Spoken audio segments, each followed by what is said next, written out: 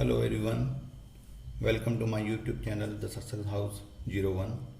कल हमने lesson number 8 के एग्जांपल्स किए थे 1 से लेकर 5 तक।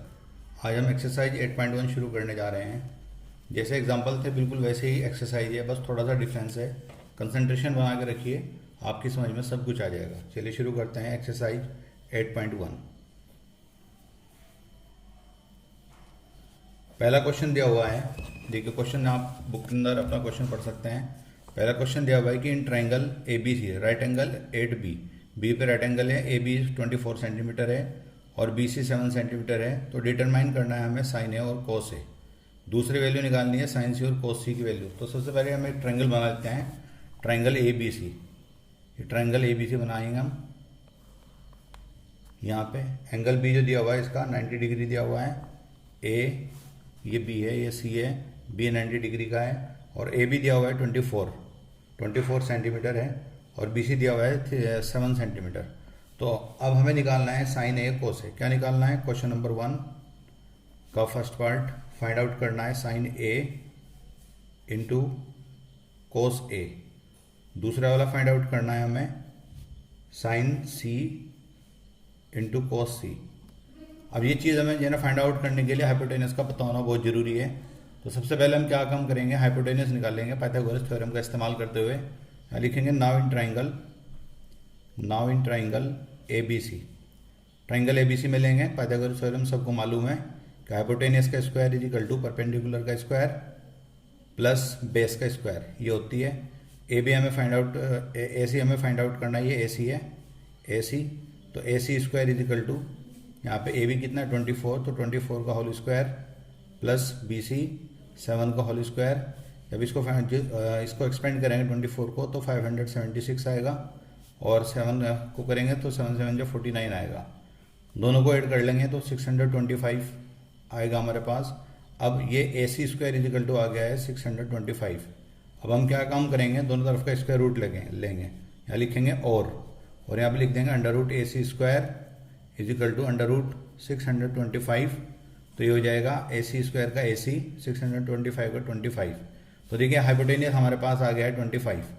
अब एक चीज़ इसमें है, देखो यहाँ पे थीटा की वैल्यू ए दी हुई है और दूसरे पार्ट में थीटा की वैल्यू सी है।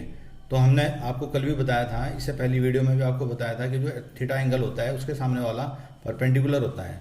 तो ये जो ए है इसके सामने वाला परपेंडिकुलर कौन सा मान लिया जाएगा? बी सी परपेंडिकुलर मान लिया जाएगा। तो फर्स्ट पार्ट करते हैं, अब देखिए साइन ए इंटू कोस ए। साइन ए की वैल्यू होती है परपेंडिकुलर अपॉन हाइपोटेनियस। परपेंडिकुलर कितना है? बी सी और हाइपोटेनियस कितना है? ए सी। मल्टीप्लाई, इसके बीच में मल्टीप्लाई का निशान है। कोस ए होता है बेस अपॉन हाइपोटेनियस। बेस कितना है? ए बी और हाइपोटेनियस कितना है? ए सी। अब यहाँ पे वैल्यू रख देंगे। बी सी की वैल्यू कितनी है? देखिए बी सी की वैल्यू है 7 और ए सी की वैल्यू कितनी है? 25। और यहाँ पे ए बी की वैल्यू कितनी है? 24 और ए सी की वैल्यू कितनी है? ए सी की वैल्यू वही फिर 25 है। दोनों की मल्टीप्लाई करेंगे, 7 4 28, 2 कैरी, 7 2 14 और 2 16, 168 अपॉन 25 की वैल्यू आपस में मल्टीप्लाई 625। तो साइन है इंटू कोसे का जो हमारे पास वैल्यू जो आई है हमारे पास वो आई है 168 अपॉन 625। एक आंसर तो हो गया ये। अब आगे चलते हैं हम, दूसरा पार्ट दिया हुआ है। दूसरा पार्ट है साइन सी इंटू कोस सी। अब साइन सी देखिए सी कहाँ है? ये है सी।